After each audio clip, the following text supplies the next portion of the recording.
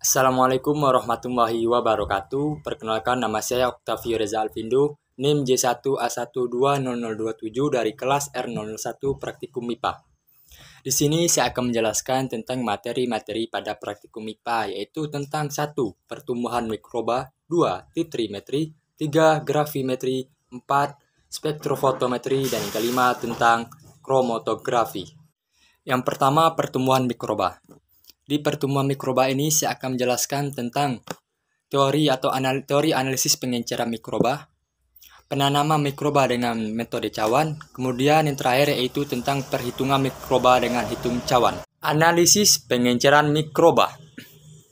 Pengenceran atau dalam bahasa Inggris disebut dengan log dilution atau pengenceran log adalah proses membuat larutan lebih lemah atau kurang terkonsentrasi. Dalam mikrobiologi, serial pengenceran atau disebut juga dengan pengenceran bertingkat digunakan untuk menurunkan konsentrasi mikroorganisme ke konsentrasi yang diperlukan untuk metode pengujian tertentu atau ke konsentrasi yang lebih mudah dihitung saat ditambahkan ke agar cawan. Pengenceran log atau log dilution adalah pengenceran 10 kali lipat, yang berarti konsentrasi dikurangi dengan kelipatan 10.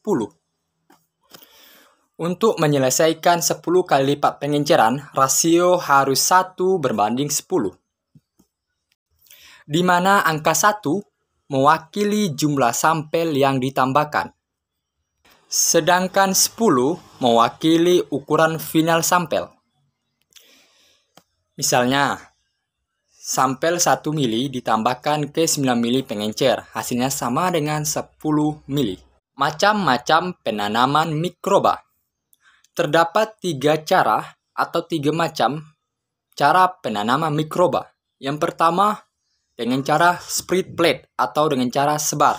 Yang kedua, strict plate atau dengan cara gores. Yang ketiga, dengan cara power plate atau dengan cara tabur. 1. Spread plate atau teknik sebar merupakan teknik isolasi mikroba dengan cara menginokulasi kultur mikroba secara pularan atau sebaran di permukaan media agar yang telah memadat. Metode ini dilakukan dengan mengencer biakan kultur mikroba. 2. Strict plate atau teknik gores.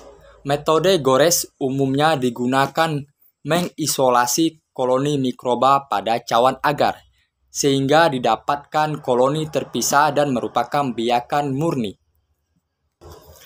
3. Power plate atau teknik tabur. Dasar dari metode ini yaitu menginokulasi medium agar yang sedang mencair pada temperatur 45-50 derajat Celcius dengan suspensi bahan yang mengandung mikroba dan menuangkannya ke dalam cawan Petri steril. Perhitungan metode cawan. Kisaran hitungan. Untuk perhitungan metode cawan dengan kisaran hitungan dengan menggunakan metode Plain Count secara umum ada 3, yaitu 1. FDAS Bacteriological Analytical Manual atau BAM menyarankan untuk memakai kisaran antara 25-250 koloni per cawan untuk power plate. 2. AOAC memberi kisaran 30-300 koloni per cawan. 3. ISO 7214 dan ISO 8199 memberikan kisaran 10-200 koloni per cawan untuk metode spread plate dan 10-300 koloni per cawan untuk metode power plate. Yang kedua yaitu materi tentang titrimetri. Di materi titrimetri ini saya akan menjelaskan tentang teori analisis metode titrimetri serta 1 contoh analisis dari titrimetri. Teori analisis metode titrimetri. Titrimetri merupakan salah satu cara metode analisis kuantitatif menggunakan triturasi. Metode analisis titrimetri didasarkan pada hubungan stoikiometri sederhana dari suatu reaksi kimia. Titrasi sama dengan suatu cara untuk mengetahui konsentrasi suatu larutan reaksi yang dilakukan secara perlahan sehingga mencapai titik stoikiometri atau titik setara. Dalam menggunakan metode titrimetri, ada beberapa syarat yang harus dipenuhi oleh suatu reaksi supaya bisa menggunakan titrimetri dengan baik dan benar. Yang pertama, reaksi harus berjalan sesuai persamaan reaksi tertentu tanpa reaksi samping. Yang kedua, reaksi harus berlangsung lengkap pada titik ekuivalensi. Ketiga, titik ekuivalensi dapat ditentukan dengan menggunakan suatu metode tertentu. Dan yang keempat, reaksi hendaknya berjalan dengan cepat sehingga titrasi dapat selesai dalam hitungan menit. Baiklah, saya akan menjelaskan satu contoh analisis dari titrimetri, yaitu pada reaksi redoks. Titrimetri menggunakan prinsip kesetaraan dalam reaksi oksidasi dan reduksi. Pada reaksi redoks terjadi transfer elektron, sehingga definisi ekuivalen pada titrasi redoks berkaitan dengan elektron, di mana bobot ekuivalen sama dengan bobot, yaitu dalam konteks gram, suatu zat yang diperlukan untuk bereaksi dengan 1 mol elektron. Yang ketiga, materi tentang gravimetri. Di dalam materi gravimetri ini saya akan menjelaskan tentang teori analisis dari metode gravimetri serta satu contoh perhitungan analisis dengan menggunakan metode gravimetri. Teori analisis metode gravimetri. Gravimetri merupakan salah satu analisis kuantitatif suatu zat atau komponen yang telah diketahui dengan cara mengukur berat komponen dalam keadaan murni setelah melalui proses pemisahan. Pengukuran dalam metode gravimetri dilakukan dengan cara penimbangan. Sekali lagi, penimbangan. Banyaknya komponen yang dianalisis ditentukan dari hubungan antara berat sampel yang hendak dianalisis, massa atom relatif, massa molekul relatif, dan berat endapan hasil reaksi. Pemisahan komponen atau senyawa-senyawa yang terkandung dilakukan dengan beberapa cara, yaitu ada 3 metode. Yang pertama, metode pengendapan, kedua metode penguapan, dan metode elektrolisis.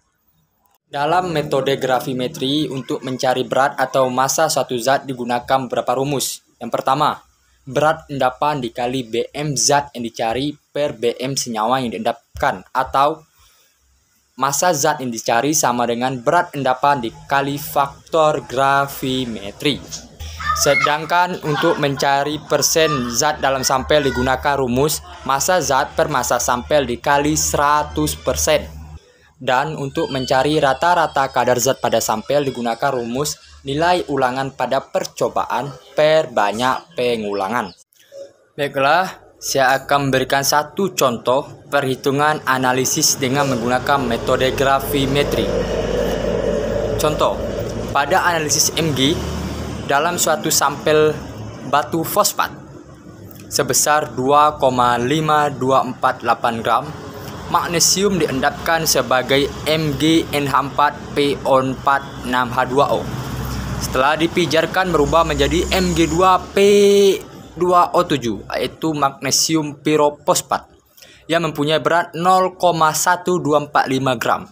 Apabila diketahui massa atom Mg yaitu 24,31, N14, H1, P55 dan O sama dengan 16. Pertanyaannya, hitunglah kadar Mg dalam sampel tersebut, nyatakan dalam persen dan ppm.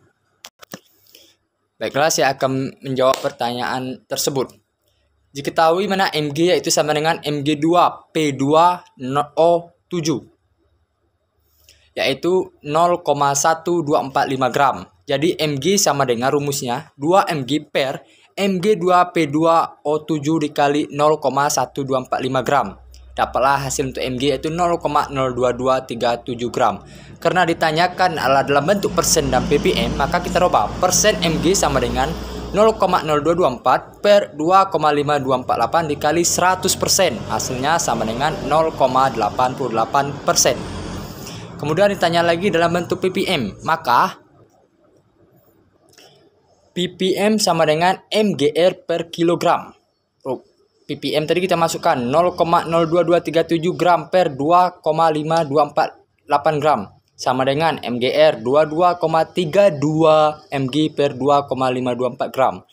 Karena gram ke kilogram, maka kita naikkan, itu dibagi 1000, maka 1000 dikali 5,248 dikali 22,37 mg per kilogram, maka hasilnya adalah 8860,101 mg per kilogram atau 8860,101 ppm. Yang keempat, saya akan menjelaskan tentang materi spektrofotometri. Di materi spektrofotometri ini, saya akan menjelaskan tentang prinsip-prinsip dari analisis spektrofotometri serta komponen-komponen yang terdapat pada spektrofotometri dan fungsinya masing-masing. Prinsip-prinsip analisis dari spektrofotometri. Spektrofotometri adalah instrumen untuk mengukur transmitan atau energi yang diteruskan, atau absorbans, yaitu energi yang diserap oleh suatu materi sebagai fungsi dari panjang gelombang. Jadi spektrofotometri ini dapat diartikan sebagai mengukur beberapa banyak zat menyerap atau meneruskan radiasi elektromagnetik. Jumlah energi yang diserap atau diteruskan berbanding lurus dengan jumlah materi, dalam hal ini konsentrasi zat. Komponen-komponen yang terdapat dalam spektrofotometri yaitu: yang pertama, adanya sumber energi cahaya. Yang kedua, ada namanya monokromaton, yaitu suatu alat untuk menyempitkan pita spektrum cahaya yang dipancarkan oleh sumber cahaya. Yang ketiga, adanya wadah sampel. Yang keempat, ada namanya detektor yang mendeteksi energi cahaya dan mengubahnya menjadi sinyal listrik. Dan yang kelima, ada namanya amplifier yang memperkuat sinyal listrik menjadi bentuk yang dapat dibaca. Dan yang keenam, sistem yang dapat membantu seorang analis dapat membaca hasil analis. Materi yang kelima atau materi yang terakhir itu tentang kromatografi. Di dalam materi kromatografi ini, saya akan menjelaskan tentang teori analisis dari kromatografi kertas serta contoh analisis kromatografi kertas. Teori analisis kromatografi kertas. Kromatografi merupakan salah satu jenis teknik laboratorium yang digunakan untuk memisahkan suatu campuran. Kromatografi juga dapat diartikan suatu teknik pemisahan molekul berdasarkan perbedaan pola pergerakan antar fase gerak dan fase diam untuk memisahkan komponen yang berada pada larutan. Dan untuk kromatografi kertas sendiri banyak digunakan untuk memisahkan bahan kimia berwarna, terutama pigmen. Kromatografi kertas ini juga bisa digunakan untuk memisahkan warna primer dan warna sekunder pada tinta. Adapun contoh analisis dengan menggunakan kromatografi kertas seperti pada gambar yang di atas. Pada gambar di atas dapat dilihat bahwa ada 3 jenis sampel yang digunakan. Zat 1 dan zat 2 merupakan senyawa standar, sedangkan zat 3 merupakan sampel yang akan kita pisahkan. Dari hasil pemisahan dapat diketahui bahwa nilai F sama dengan 7,5 cm. Sementara nilai D untuk sampel 1 adalah 2,7 cm. Sehingga RF zat standarnya adalah RF sama dengan sampel D per sampel F, yaitu 2,7 per 7,5. Maka RF-nya sama dengan 0,36. Dengan menggunakan cara yang sama, dapat diketahui nilai RF standar 2 dan RF komponen A dan B yang merupakan hasil pemisahan sampel zat 3.